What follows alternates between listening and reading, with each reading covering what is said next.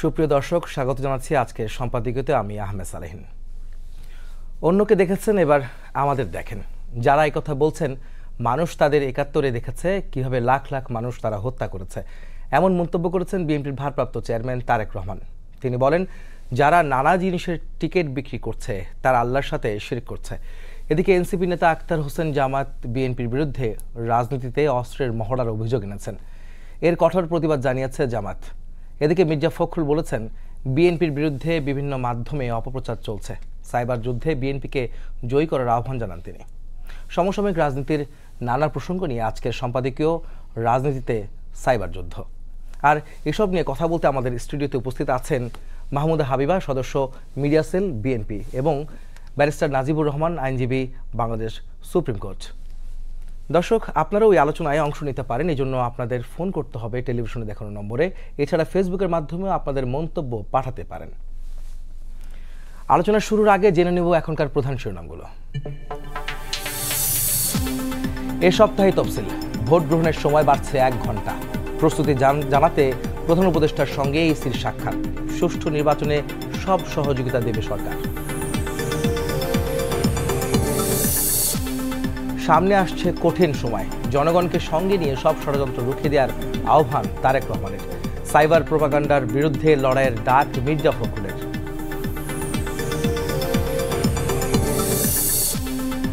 জোট করল NCP, AB party ও রাষ্ট্র সংস্কার আন্দোলন। যুক্ত হবে আরও দল। গায়ের জোর বা ধর্মের দোহাই দিয়ে নির্বাচনে সফল হওয়া যাবে না, হুঁশিয়ারি নেতাদের। বেগম খালেদা জিয়ার সিটি স্ক্যান সম্পন্ন, রিপোর্ট স্বাভাবিক। এখনও বিদেশে নেওয়ার অবস্থা নেই। এভার কেয়ারে আছেন নিবিড় পর্যবেক্ষণে। সুস্থতা কামনায় দোয়া।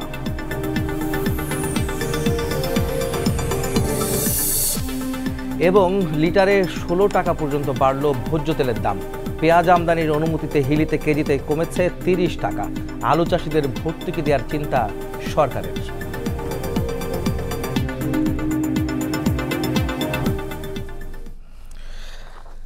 প্রথমে মাহবুবা হাবিবের কাছে যাবো আমরা। আপনারা যেহেতু শুনতে পাচ্ছিলেন, আমাদের আসলে আজকের বিষয় রাজনীতির সাইবার যুদ্ধ। এই বিষয়ে যাওয়ার আগে আমি একটি বিষয় আসতে চাই যে আমাদের ইন্ট্রোতে দেখছিলেন যে তারেক রহমান কিছু বক্তব্য দিয়েছেন, ৭১-এর প্রসঙ্গে এনেছেন, এবং তিনি বলেছেন যে বিশেষ করে আমরা দেখেছি জামাতের পক্ষ থেকে জামাতের কোনো এক নেতা বলেছেন যে তাদেরকে দেখার জন্য অনেকে তো দেখেছেন, অর্থাৎ এর আগের সরকারকে আমরা দেখেছি, নতুন একটি সরকারকে দেখতে আহ্বান জানিয়েছিলেন জামাতের নেতারা। সেই বিষয় নিয়ে বলেছেন তারেক রহমান যে ৭১-এ তাদের ভূমিকা সাধারণ মানুষ দেখেছে। তারা লাখ লাখ মানুষ হত্যা করেছে, নারীদের সম্ভ্রম লুণ্ঠন করেছে। এইসব বিষয়ে তিনি অভিযোগ এনেছেন আজকের একটি অনুষ্ঠানে। আপনি এই বিষয়ে কি বলবেন? ধন্যবাদ আপনাকে। আমি শুভেচ্ছা জানাচ্ছি আমার সম্মানিত সহ আলোচক এবং যারা আমাদের দেখছেন তাদেরকে। দেখুন, আমাদের সম্মানিত ভারপ্রাপ্ত চেয়ারম্যান আজকে আমাদের একটা প্রশিক্ষণ কর্মশালায় বক্তব্য প্রদানকালে এই কথাটা বলেছেন। তিনি এটা আমি অভিযোগ বলবো না, তিনি অভিযোগ একটা খণ্ডন করেছেন। যে অভিযোগটা ৫ই আগস্টের পর থেকে বা ৩৬শে জুলাইয়ের পর থেকে বাংলাদেশ জামাত ইসলামী ৩০০ আসনে প্রার্থী দিয়েছে অনেক দিন, সম্ভবত প্রায় ৮-৯ মাস হয়েছে। ৮-৯ মাস হয়েছে তাদের প্রার্থী তাদের এলাকায় কাজ করছে। এটা কিন্তু তাদের একটা স্লোগান, তাদের কিন্তু একটা ইলেকশন প্রোপাগান্ডা যে এক সাপের দুই বিষ। যা আমরা বিএনপিকেও দেখেছি, আমরা আওয়ামী লীগকেও দেখেছি। নতুন দলকে দেখুন, নতুন দল এই কথাটা, এই স্লোগানটা কেবল দিতে পারে বাংলাদেশে এই মুহূর্তে এনসিপি একমাত্র। যে এনসিপি বা এবি পার্টি নির্বাচন করেছে কিনা সেটা বলতে পারছি না, বাট এনসিপি এই স্লোগানটা বেসিক্যালি দেওয়ার সুযোগ এই বাংলাদেশ জাতীয় মানে জামাত ইসলামের কম বলেই আমরা মনে করি। ৭১ সাল নিয়ে যে কথাটা বলা হয়েছে সেটা তো একটা যৌক্তিক কথা, এটা তো ফ্যাক্ট। এটা নিয়ে তো মানে এত বেশি আলোচনার কিছু নাই। যেহেতু দল হিসেবে বাংলাদেশ জাতীয়তাবাদী দলের বিরুদ্ধে বাংলাদেশ জামাত ইসলামের বিভিন্ন পর্যায়ের নেতৃবৃন্দ কিংবা তাদের প্রচারণা সেল যেটাই বলুন না কেন, তারা যখনই কথা তোলে তারা কিন্তু আওয়ামী প্রতিষ্ঠিত ন্যারেটিভগুলো নিয়ে কথা তোলেন, যেগুলো বাতিল হয়ে গেছে ৫ই আগস্টে। ৭১ তো বাতিল হয়নি, বাতিল হয়েছে সেই যে তৈরি ন্যারেটিভগুলো, সেই ন্যারেটিভগুলো নিয়ে তারা কথা বলতে থাকেন। যেই ন্যারেটিভটা মানে বিভিন্ন গণমাধ্যমের সহযোগিতায় তৎকালীন যে সরকার এবং বা মানে বাইরে পরাশক্তির সহযোগিতায় যে সরকারকে এখানে দীর্ঘ ১৬-১৭ বছর নির্বাচনকে সম্পূর্ণ মাইনাস করে জাতির উপরে চাপিয়ে দেওয়া হয়েছিল, তাদের যে ন্যারেটিভ বাংলাদেশ জাতীয়তাবাদী দল এই দলটাকে জিরো করে দেওয়ার জন্য এটা নেতৃবৃন্দকে নিয়ে যে নোংরা আলাপ, সেই কথাগুলো যেগুলো ন্যারেটিভ হিসেবেও এমনকি খারিজ হয়ে গেছে, সেগুলো নিয়েই তারা নির্বাচনী প্রচারণা একটা খুব স্ট্রং পার্ট। আমি বলছি না যে প্রত্যেকেই এমন করেন, এখানে 300 প্রার্থী এমন না করতে পারেন, আমি মানে প্রত্যাশা করি যে এটা হওয়া উচিত নয়। এই কথাগুলো আমাদের টেনে আনার কোনো প্রয়োজনই ছিল না, যেহেতু এই যে ক্যাম্পেইনের এগেনস্ট একটা কথা যে এই দলকেও দেখা হয়েছে ওই দলকেও দেখা হয়েছে, একই মুদ্রার এপিঠ আর ওপিঠ, তারই বিপরীতে আপনাকে মনে রাখতে হবে তফসিল কিন্তু আমরা আশা করছি 1 সপ্তাহের মধ্যে। কাজে আমরা কিন্তু একেবারে সব অর্থেই ভোটের মাঠে। আমার সাথে যিনি সম্মানিত সহবক্তা আছেন, তিনি নিজে এক আসনে নমিনেশন পেয়েছেন, তিনি নিজেও কিন্তু মাঠে যাচ্ছেন আজকে দীর্ঘদিন ধরে। আমি বলতে চাইছি যে প্রত্যেকেই আমাদের যারা মনোনীত প্রার্থী আছেন তারা সকলে মাঠেই আছেন।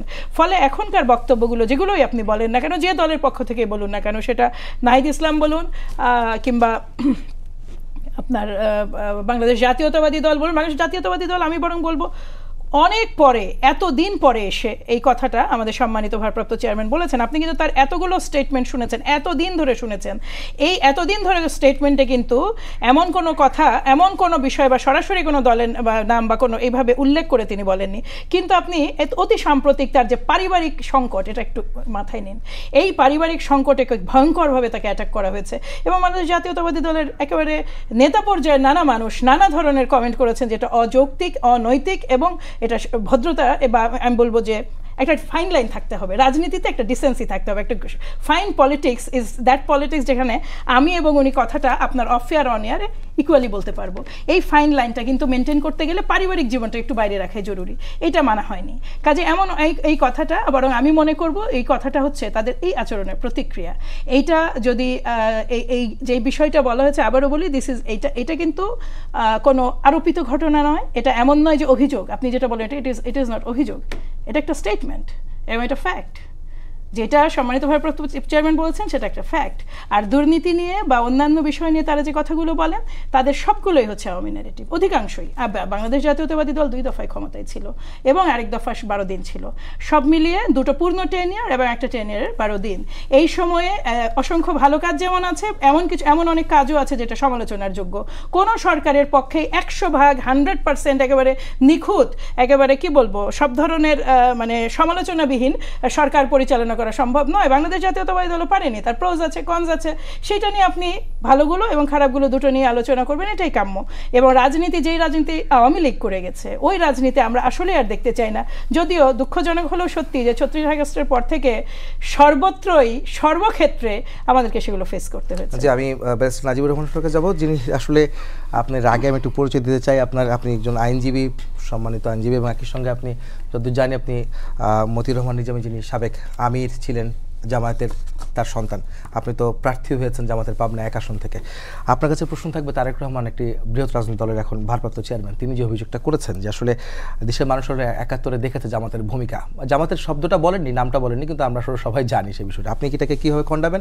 আমাদের আসলে সাবজেক্টটাও কিন্তু সেরকমই ছিল।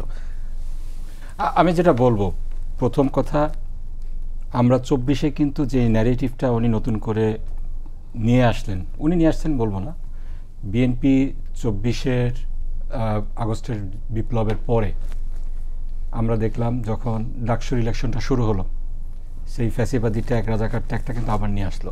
তুমিও জানি, আমিও জানি, সাদেক কায়েম পাকিস্তানি, এই কথা বলা হলো, রাজাকারের কথা বলা হলো। এখন দলের ভারপ্রাপ্ত চেয়ারম্যান তিনি এই কথাটা বললেন, রাজাকারের কথা বললেন, 71-এর কথা উঠালেন। এই কথাটা কিন্তু ওনার মুখে মানায় না।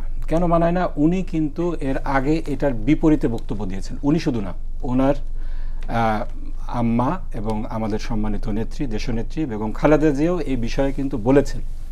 এবং 24-এর আন্দোলনের পরে এই বিষয়টা, এই চ্যাপ্টারটা ক্লোজ হয়ে যাওয়া উচিত ছিল। আবারও নতুন করে এই ফ্যাসিবাদী ন্যারেটিভ আনা হচ্ছে, এটা দুঃখজনক। তারেক জিয়া কি বলেছিলেন? তারেক জিয়া বলেছিলেন, আমরা অতীতে যারা পাকিস্তানের পক্ষ নিয়েছিল তাদেরকে আমাদের সরকারে নিয়েছি, কিন্তু তাদের কারো বিরুদ্ধে, আই রিপিট, তাদের কারো বিরুদ্ধে 71-এর কোনো মামলা হয়নি। জামাতের কোনো নেতার বিরুদ্ধে 71 নিয়ে কোনো মামলা হয়নি। কিন্তু আমি বলবো, বিএনপির যিনি প্রথম ছিলেন, প্রধানমন্ত্রী ছিলেন, শাহ আজিজুর রহমান, তিনি কিন্তু 71-এর ঘটনায় 2 বছর জেল খেটেছিলেন। সেই সময় মন্ত্রিপরিষদে নেয়া মশিউর রহমান জাদু মিয়া প্রভাবশালী নেতা ছিলেন, তিনি 5 বছর জেল খেটেছিলেন। এখন যদি নতুন করে আপনি এই কথাগুলো তোলেন, লাখ লাখ মানুষ হত্যা, নারীদের সম্ভ্রম লুণ্ঠন, 91 সালে যখন জামাতের সাপোর্ট নিয়ে আপনারা ক্ষমতায় গেলেন তখন খেয়াল ছিল না? জামাতকে যখন ডিফেন্ড করলেন তখন খেয়াল ছিল না? 2001 সালে যখন জোট সরকার মন্ত্রিসভা গঠন করলো তখন মন্ত্রী দিলেন, তখন খেয়াল ছিল না? মির্জা ফখরুল, অবশ্যই মির্জা ফখরুল যখন এই যুদ্ধাপরাধের বিচারগুলো চলছিল ক্যাটাগরিক্যালি বলছিলেন এগুলো সব রাজনৈতিক উদ্দেশ্য প্রণোদিত, তখন খেয়াল ছিল না? আমি যেটা বলতে চাই এটা হলো, এটা পলিটিক্যালি যে আপার হ্যান্ড ওনারা নিতে চাচ্ছেন, এই পলিটিক্যাল ন্যারেটিভটাকে কিন্তু জনগণ, ছাত্র জনতা 24শে জুলাই লাল কার্ড দেখিয়েছে। এইটা দিয়ে ভবিষ্যতে আপনার রাজনীতি করা এটা অনৈতিক। এটা আমি বলবো, উনি বলছেন ফ্যাক্ট, আমি বলবো এটা ফ্যাক্ট না, এটা প্রপাগান্ডা। দ্বিতীয় যে জিনিসটা তিনি বলেছেন টিকিট বিক্রি, তারপরে বলেছেন প্রশ্ন আসতে যাচ্ছিলাম শিরিক করা। টিকিট বিক্রির ব্যাপারে আমি যেটা বলবো, দেখেন ধর্মকে রাজনৈতিক স্বার্থে ব্যবহার করা আর ধর্মভিত্তিক রাজনীতি এইটা কমপ্লিটলি ডিফারেন্ট জিনিস। আমরা ওপেনলি বলি আমরা ধর্মভিত্তিক রাজনীতি করি, আমরা ইসলামী মূল্যবোধের রাজনীতি করি। সেক্ষেত্রে প্রতিষ্ঠা করতে চান অবশ্যই ভোটের মাঠে আমরা রাজনৈতিক কথাগুলো তো অবশ্যই বলবো, ধর্মীয় কথাগুলো তো অবশ্যই বলবো। আমরা যেটা বলি ভোট হলো একটা আল্লাহর পক্ষ থেকে দেয়া আমানত, এটাকে একটা বিড়ির দামে বিক্রি করা, গরু ছাগলের মতো কিনা বেচা করা, এটা ঠিক না। কেউ যদি তার বিবেককে বন্ধক রেখে টাকা পয়সার কাছে বিক্রি হয়ে তার ভোটকে বিক্রি করে দেয়, তার জন্য তাকে আল্লাহর কাছে জবাবদিহি করতে হবে এবং এজন্য তাকে পরকালে জবাবদিহি করতে হবে। এটা বলা তো আপনি বলতে পারেন না টিকিট বিক্রি। এরপরে যে কথাটা আসলো যে আমরা নাকি ধর্মকে ব্যবহার করে এটা শিরিক করে ফেলছি, এটা কিন্তু একটা বিগ স্টেটমেন্ট। টিকিট বিক্রি করে জান্নাতের কথা বলে, জান্নাত বা ইহকাল পরকালের কথা বলে আপনারা শিরিক করে ফেলছি। শিরিক একটা স্পেসিফিক টার্ম, আর এটা কিন্তু একটা মারাত্মক অপবাদ। আমি একজন মাদ্রাসায় পড়া ছাত্র হিসেবে আমি ইসলাম নিয়ে পড়াশোনা করেছি, পিএইচডি করেছি। আমি বলছি যেটা এইটা এত বড় একটা কথা, আল্লাহ তাআলা বলছেন ইন্না শিরকা লাযুলমুন আযীম, শিরিকটা হলো সবচেয়ে বড় জুলুম। আল্লাহ তাআলা অনেক গুনাহ মাফ করবেন যদি আল্লাহ তাআলা চান, কিন্তু শিরিকের গুনাহ মাফ করবেন না। কেউ যদি কাউকে শিরিক বলে যে সে মুশরিক কিংবা কাফের, সে যদি সত্যিকার অর্থে সেই শিরিক মুশরিক কিংবা কাফের হওয়ার যোগ্য না হয়, এটা কিন্তু যে বলছে তার উপরে পতিত হয়। এখন আপনি বলছেন শিরিক করছে, শিরিকটা কি? আমি আল্লাহর সাথে কাউকে পার্টনার বানাচ্ছি। আমি যদি বলি আপনি ভোটটা যদি আমানতদারিতার সাথে, ভোটের যে আপনাকে ম্যান্ডেট দেওয়া হয়েছে, ভোটাধিকারটা সে আল্লাহকে জবাবদিহি করার অনুভূতি নিয়ে ভোট প্রদান না করেন, তাহলে আল্লাহর কাছে আপনাকে জবাবদিহি করতে হবে। এখানে আমি কোথায় আল্লাহর সাথে কাউকে শিরিক করলাম, পার্টনার বানালাম? আমি কি উনি কিন্তু ব্যাখ্যা করেছেন, কি ব্যাখ্যা করেছেন? বলেছিলেন যে আসলে যে জান্নাত বা দোজখ বেহেশত যেটাই হোক না কেন, সে সম্পূর্ণ তার মালিক হচ্ছেন আল্লাহ। অবশ্যই তার যে জিনিসটা সেটা হচ্ছে তার, সেটা আমাদের কারণ না। ওনার ব্যাখ্যা হচ্ছে এটা। এবং যদি বিক্রি করতে যান বা টিকিট দিতে যান, টিকিট তো দিবেন হচ্ছে আল্লাহ, আপনি দেওয়ার কে? আমারটা ব্যাখ্যাটা হচ্ছে এরকম। টিকিট এটা আপনারা এটা যেটা করছে বিএনপি, সেটা হলো যে আমরা যে ব্যাখ্যাটা দিচ্ছি ভোটারদেরকে, যেটা বলছি যে আপনি ধর্মীয় অনুভূতিকে মাথায় রেখে, যেহেতু আপনি একজন মুসলিম, আপনাকে আল্লাহর কাছে জবাবদিহি করতে হবে, এই জবাবদিহিতার অনুভূতি মাথায় রেখে আমানতদারিতার সাথে আপনার ভোটাধিকার প্রয়োগ করবেন। এটার মানে তো জান্নাতের টিকিট বিক্রি করা না। আমি তো আমার ভোটারদেরকে এই কথাও বলি, আপনি যদি মনে করেন জামাতের প্রার্থী সৎ এবং যোগ্য, শুধুমাত্র তখনই জামাতের প্রার্থীকে ভোট দিবেন। জামাতের প্রার্থীকে যদি আপনি মনে করেন অযোগ্য এবং অসৎ, তাকে ভোট দিবেন না। এখন আমরা যখন বলি চাঁদাবাজকে ভোট দিবেন না, দুর্নীতিবাজকে ভোট দিবেন না, তখন এটা যদি বিএনপি নিজেদের ঘাড়ে নিয়ে নেয় আর বলে আমরা জান্নাতের টিকিট বিক্রি করছি, এটা দুঃখজনক। কিন্তু ধর্মীয় অনুভূতিকে মাথায় রেখে ভোট দিতে বলার কথা বললে এটা শিরিক হয়, কোন দৃষ্টিতে হয় এটা আমার মাথায় ঢোকে না। এরপরে আরেকটা কথা এসেছে কি, অস্ত্রের ব্যবহার, এটা মনে এনসিপি থেকে বলা হচ্ছে। জি, একটা অভিযোগ করা হচ্ছে। জি, এটার ব্যাপারে আমাদের জামাত বিএনপি দুজনকে বলেছে। জি, স্পষ্ট বক্তব্য এসেছে, আমরা অস্ত্রের রাজনীতিতে বিশ্বাস করি না, আমরা এই অস্ত্রবাজিতে বিশ্বাস করি না, আমরা গণতান্ত্রিক অধিকার আদায়ের জন্য গণতান্ত্রিক পদ্ধতিতে আন্দোলন করে যাব। এই ব্যাপারে আমাদের অবস্থান অত্যন্ত স্পষ্ট। কিন্তু এখানে তো গত কয়েকদিনের রিপোর্ট এসেছে, আমি যদি আপনাকে একটু বলতে চাই, সেটি হচ্ছে যে 2024 থেকে 25 সালের মে মাস পর্যন্ত রাজনৈতিক সহিংসতা 121 জন নিহত হয়েছেন, 74 জন বিএনপির অভ্যন্তরীণ কোন্দলে, এই ধরনের বিষয় আছে। জামাতেরও কিছু বিষয় আছে, কোনো ব্যক্তি মারা যায় না, 41 জন আহত হয়েছেন 6টি বিএনপি জামাতের সংঘর্ষে। বিএনপি জামাতের এটা কিন্তু একটা রিপোর্ট এসেছে, এটা কিন্তু গণমাধ্যমে আসছে। রিপোর্ট যেটা, সেটা হলো 200-রও অধিক ব্যক্তি প্রাণ হারিয়েছেন বিএনপির আভ্যন্তরীণ কোন্দলে। আমাদের হাতে গত 1 বছরে একজন মারা গিয়েছে, আপনি দেখাতে পারবেন না। আমাদের উপরে আক্রমণ করা হয়েছে, আমাদের প্রার্থীর উপরে পাবনায় আক্রমণ করা হয়েছে, সেক্ষেত্রে আমাদের লোকজন আহত হয়েছে, সেখানে সংঘর্ষের ঘটনা ঘটেছে, কিন্তু আমাদের হাতে কেউ নিহত হয়েছে গত 1টি বছরে আপনি দেখাতে পারবেন না। আমরা কোনো সন্ত্রাসীকে প্রশ্রয় দেই না, সন্ত্রাসীকে আমরা লালন করি না, এবং সন্ত্রাসের ব্যাপারে আমাদের জিরো টলারেন্স রয়েছে। বিভিন্ন জায়গায় সংঘর্ষ হয়েছে, বিএনপি জামাতের সেসব পরিসংখ্যানও আছে, তো এইসব বিষয়কে আপনারা টলারেট করবেন কিনা বা টলারেন্সের জায়গায় আপনারা আছেন কিনা? মানে বিএনপি জামাতের সংঘর্ষ অনেক জায়গায় হয়েছে, আমরা দেখেছিও সেগুলি, সেটাকে আপনারা কীভাবে খণ্ডাবেন? দেখেন, আমরা দেখছি একটা কোনো ধরনের সহিংসতাকে আসলে আপনার প্রশ্রয় দেন না? প্রশ্রয় তো দেওয়ার প্রশ্নই আসে না। আমি যেটা বলতে চাই, একটা সময় পর্যন্ত আমরা দেখেছি বিএনপির বন্ধুরা নির্বাচন করে অনেক গলা ফাটিয়েছেন। তারপরে যখন নির্বাচনের বিষয়টা চলে আসলো, তফসিল ঘোষণার ব্যাপারটা একেবারে কাছাকাছি চলে আসলো, তখন দেখছি তারা পায়ে পা লাগিয়ে ঝগড়া করার চেষ্টা করছেন। এক্ষেত্রে আমরা সবসময় বলি, আমরা ধৈর্যের চরম পরাকাষ্ঠা প্রদর্শন করব, কিন্তু যদি আমাদের অধিকার, জনগণের অধিকার নিয়ে কেউ সিনেমিনি খেলতে চায়, সেই ক্ষেত্রে আমরা জনগণকে সাথে নিয়ে এটা প্রতিরোধ করব, কিন্তু কোনোভাবে আমরা আক্রমণ করব না, কোনো ধরনের সংঘর্ষে জড়াবো না। যে মাহমুদা হাবিবা, আপনার কাছে যেতে চাই সেটা হচ্ছে যে আজকে আপনাদের মহাসচিব দলের মির্জা ফখরুল ইসলাম আলমগীর বলেছেন যে বিএনপির বিরুদ্ধে অপপ্রচার চলছে, যেটি তারেক রহমানও কিন্তু আজকে বলেছেন ভারপ্রাপ্ত চেয়ারম্যান। আপনারা কি মনে করেন অপপ্রচার চলছে, সাইবার অপপ্রচার, এবং এই অপপ্রচারের বিরুদ্ধে আপনাদেরকে বিজয়ী হতে হবে, এটা মহাসচিব বলেছেন আপনাদের দলের, আপনি কি মনে করেন? আমি একটু তার আগে আমার সম্মানিত সহবক্তার কয়েকটা প্রশ্নের জবাব দিয়ে আসি।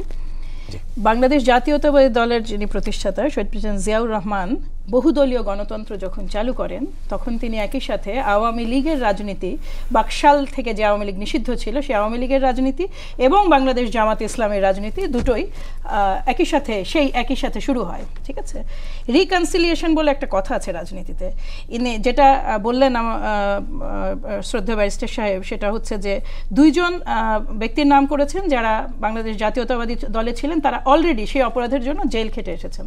এটা রিকনসিলিয়েশন, সেই রিকনসিলিয়েশন প্রসেসটা ডান, তারা কিন্তু এই অপরাধের জন্য জেল খেটে এসেছেন। ঠিক আছে, কাজেই এটা শুধু না, আপনার একটা জাতিকে তো রিকনসিলিয়েশন প্রসেসে টুডে অর টুমরো আনতেই হবে। আপনি যে আওয়ামী লীগকে দল হিসেবে বিচার করছেন, আর যখন বিচার কার্য সম্পন্ন হবে, তার মানে কি সে স্রেফ বাংলাদেশে যদি কোনো রাজনীতিবিদ যিনি আওয়ামী লীগ করেছেন অথচ কোনো অপরাধমূলক কর্মকাণ্ডের সাথে জড়িত নন, তিনি রাজনীতি করতে পারবেন না? পারবেন।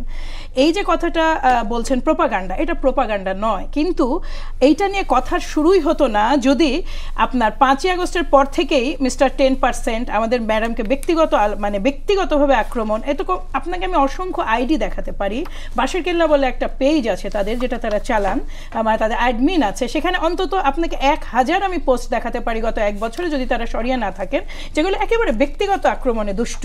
এবং এই যে ধরুন একজন মানে মৃতপ্রায় বা মুমূর্ষু একজন মায়ের কাছে সন্তানের ফেরত আসতে না পারা, এটা নিয়ে যে মকারি, যতগুলো ক্যাম্পেইন আওয়ামী লীগ স্টাবলিশড করে গেছিল, 5 বারের দুর্নীতিতে চ্যাম্পিয়ন, প্রতিটাই ইনাদের মুখে আছে। দেখুন, আমি আমার এলাকায়, আমি কিন্তু এবার জাতীয় নির্বাচনে আমার দল থেকে মনোনয়ন চেয়েছি এবং আমি এলাকায় কাজ করে এসেছি গত মাসের 3 তারিখ পর্যন্ত, মানে নভেম্বরের 3-এ যখন প্রাথমিক মনোনয়ন ঘোষিত হলো, আমি দেখলাম আমি মনোনয়ন পাইনি।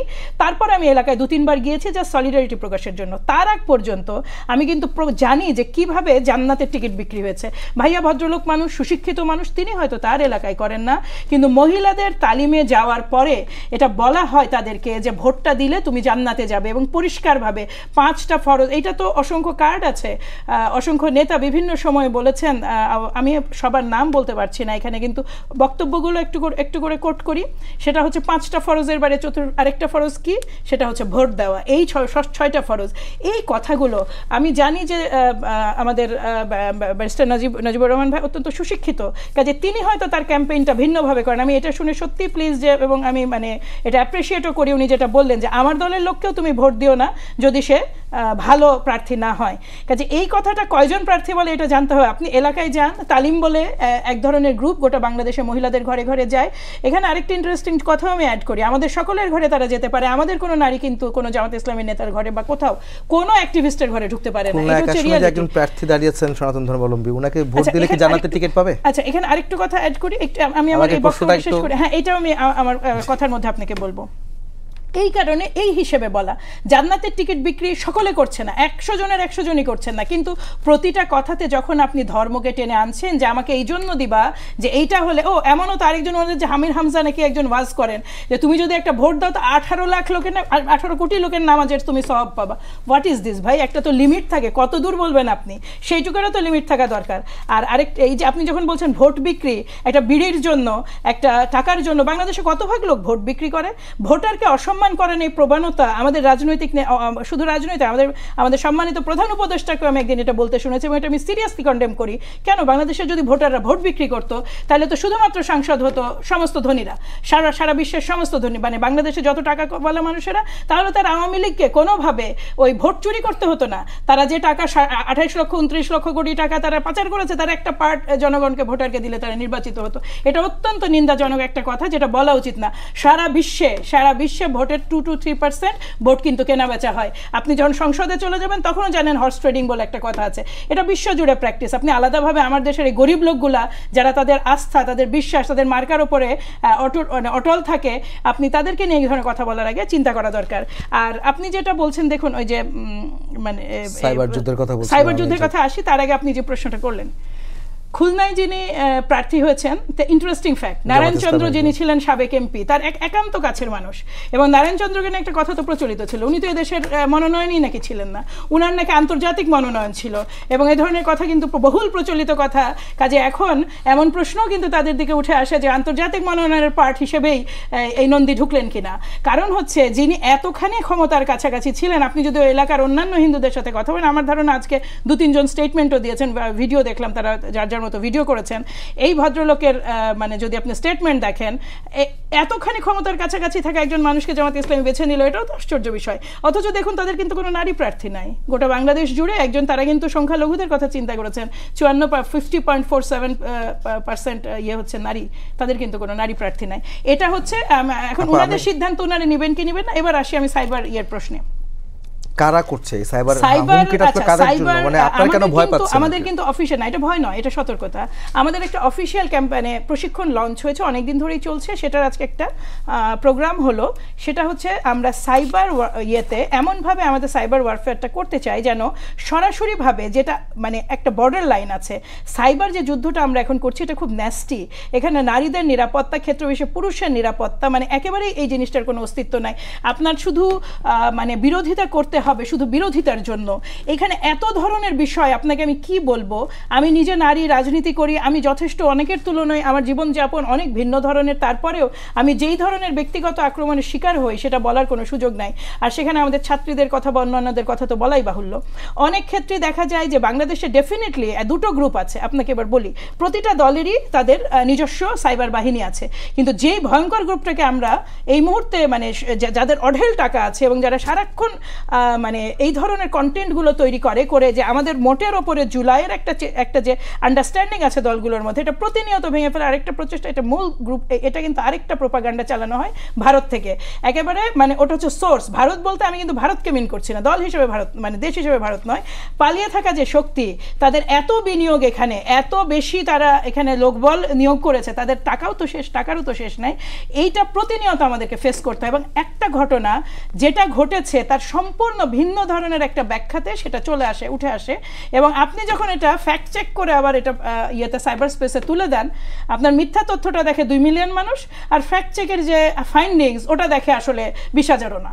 ফলে যেই উদ্দেশ্যে মিস ইনফরমেশন, ডিসইনফরমেশন বা আপনার এআই সৃষ্ট যে কন্টেন্ট, এগুলো যেমন আপনি একটা জিনিস দেখেন, আমি আমাদের একেবারে অতি সাম্প্রতিক একটা ঘটনা বলছি, আমাদের সম্মানিত চেয়ারপারসনের সিচুয়েশন কিন্তু আগে তুলনামূলকভাবে দিনে দিনে বেটার হচ্ছে। অথচ আপনি এমন যান ফেসবুক দেখলে আপনার মনে হবে যে গোটা দেশ মিলে, এমনকি সেটাতে জামাতের আমির নিজেও সামিল, আমাদের প্রধান উপদেষ্টা নিজেও সামিল, আপনার যে ফরিদা আপা উপদেষ্টা তিনিও সামিল, ইনারা গেছেন, এনারা কিন্তু দেখেছেন বেগম খালেদা জিয়াকে। অথচ সারা ফেসবুক জুড়ে এমন একটা প্রোপাগান্ডা ছড়ানো হয়েছে যে শি ইজ নো মোর, এবং আজকে নয়, তারা তো আজকে না, আমি একটা দেখলাম কন্টেন্ট যে 5 দিন আগের কথা বলছে। এই যে মানে এই যে ধরেন মানে খুব পরিকল্পিত প্রোপাগান্ডা। বন্ধের উপায় কি আসলে? বন্ধের আমরা দেখছি অনেক সময় আপনারা বট বাহিনীর কথা বলেন, আপনারা নারীদের হেনস্থা করার কথা বলেন এবং রাজনৈতিক দলের নেতাদের কথাও বলেন যে তারা হেনস্থা হচ্ছেন, বিভিন্ন রকম প্রোপাগান্ডার কথা বলছেন। এগুলো বন্ধের আসলে উপায় কি? সামনে নির্বাচন তো আসলে এটা বড় একটা এটা অনেক বড় যুদ্ধ। এবার আপনার মাঠে যতখানি তার চেয়ে বহুগুণ বেশি। যেমন আমার ভাই বসে আছেন আমার পাশে, উনি হয়তো টেরও পাবেন না যে এমন একটা কন্টেন্ট, উনি এটা ড্যামেজ কন্ট্রোল করতে করতে ওটা অলরেডি তার ভোটারদের অর্ধেকের বেশি দেখে ফেলবে। উনি তো জনে জনে যে এটা বলে আসতে পারবে না। ওই একই ঘটনা আমাদের যে নারী প্রার্থীরা বা অন্য প্রার্থী, আমি জাস্ট বলতেছি এটার অনলি ওয়ে, আমাদের একটা প্রস্তাবনা ছিল ইলেকশন কমিশনের কাছে যে প্রতিটা উপজেলায় আমাদের এই ফ্যাক্ট চেকিং এর টিম লাগবে, এবং আমরা কিন্তু সাইবার স্পেসটাকে বিশেষ গুরুত্ব দিয়েছি। কারণ দেখা যাচ্ছে কি এইখান থেকে কিন্তু কারো মুক্তি নাই। প্রতিটা দলের নারী এখানে ভালনারেবল, প্রতিটা দলের পুরুষ নারীরা আপনাদের রাজনৈতিক নেতারা রাজনৈতিক দল বেশি করে আক্রমণের শিকার হচ্ছেন, এবং দল হিসেবে বিএনপি বড় দল, কাজে এটা আক্রমণ ম্যাক্সিমাম। জি নাজিব ভাই, আপনি একটু বলবেন যে এই যে অভিযোগটা আসলে এটা আপনি কতটা সত্য মনে করেন? এবং আমরাও দেখেছি আসলে এরকম সাইবার অ্যাটাক বা সোশ্যাল মিডিয়ায় নানা রকমের প্রোপাগান্ডা চলছে। রাজনীতিতে আসলে এটা কত বড়, মানে কতটা বেশি এফেক্ট করবে আর কি সামনে নির্বাচন? শিকার তো সবাই হচ্ছে। দেখেন এই যে ঢাকা ইউনিভার্সিটির সাদেক কায়েম এবং একটা মহিলা যে জুমা, তাকে নিয়ে যে ধরনের নোংরা অ্যাটাক হচ্ছে, এটা তো আসলে অনেক দূর চলে গিয়েছে। এখানে আপনার একটা দলের দিকে যদি পয়েন্ট আউট করেন, এটা আমি মনে করবো যে ফেয়ার না। না আমি আপনাদের কথা বলছি, আমি সবার কথা বলছি। সব রাজনৈতিক দলের বিরুদ্ধে কিন্তু এই ধরনের একটা অপপ্রচার শুরু হয়েছে। হ্যাঁ অবশ্যই এটা নিন্দনীয়। কিন্তু আপনার কয়েকটা বিষয় এখানে আছে। আপনার এখানে একটা ফাইন ব্যালেন্স আপনাকে করতে হবে, যে আপনার ফ্রিডম অফ এক্সপ্রেশন এটাকেও আপনাকে দেখতে হবে, আবার অন্যদিকে কেউ যেন সাইবার বুলিং এর শিকার না হন। এক্ষেত্রে কিছু কিছু ডেডলাইন আমাদেরকে মেনটেন করতে হবে। মেয়েদের বিষয়ে কিছু বিষয় আসছে।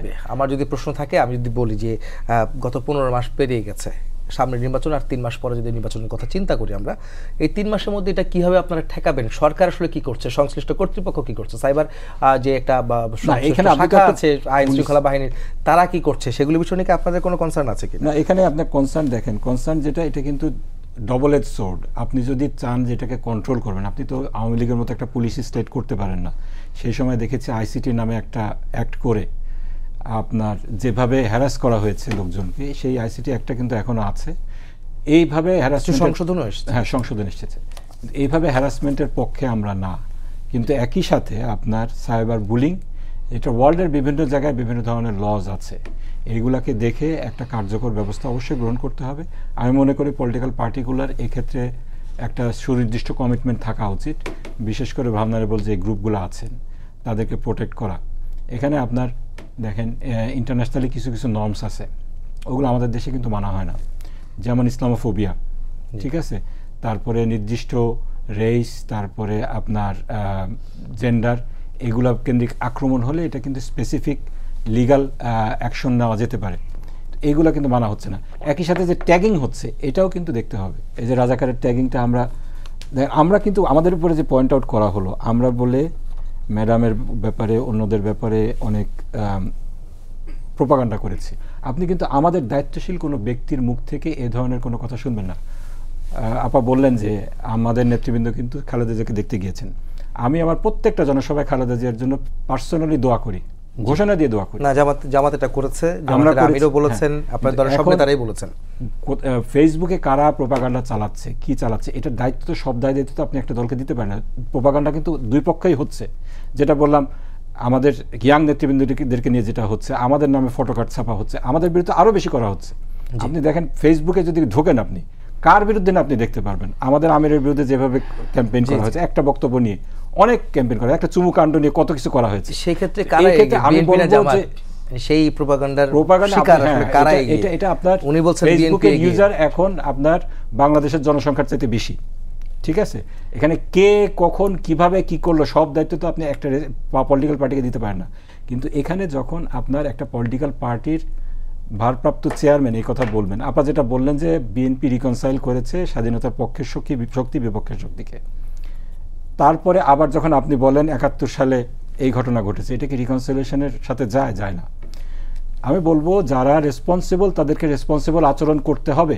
পলিটিক্যাল পার্টিগুলা রেসপন্সিবল, তাদেরকে রেসপন্সিবল আচরণ করতে হবে। আপনি ফেসবুকের সমস্ত কমেন্ট এটাকে কন্ট্রোল করতে পারবেন না, ইটস নেক্সট টু ইম্পসিবল। আপনি যেটা করতে পারবেন, যারা পলিটিক্যাল পার্টি আছে যারা রাষ্ট্রের কর্ণধার, জনগণের প্রতিনিধি, তাদেরকে আপনি রেসপন্সিবল হতে বলতে পারেন, এবং তারা যদি রেসপন্সিবল না হয় সেক্ষেত্রে জনগণ সিদ্ধান্ত নেবে।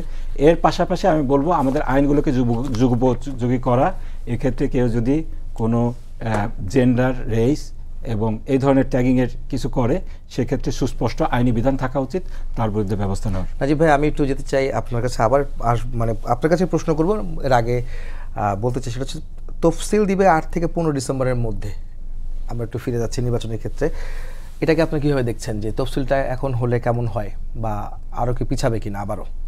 আমি তো মনে করি পিছানো উচিত নয়, যেহেতু আমাদেরকে বলা হয়েছে, প্রত্যেকটা দলই অ্যাগ্রি করেছেন যে ফেব্রুয়ারিতে রোজার আগে ইলেকশন হবে।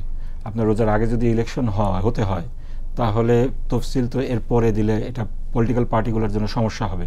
আপনার ক্যাম্পেইনের জন্য সময় থাকবে কত? ডিসেম্বর মাস আর জানুয়ারি মাস। তো আপনি যদি ডিসেম্বর মাস পার করে যে ইলেকশনের তফসিল দেন, আমার মনে হয় এক্ষেত্রে একটু সমস্যা হবে।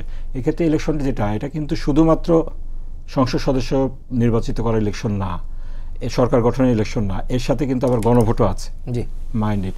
সেই কারণে আমার মনে হয় তফসিলটা এখনই দিয়ে দেওয়া উচিত। আপনারা তো গণভোটের দাবিতে তো আন্দোলন করছেন। আমরা তো গতকালকে মনে দেখলাম যে সিলেটে মনে সবশেষ প্রোগ্রামটা আপনারা করলেন।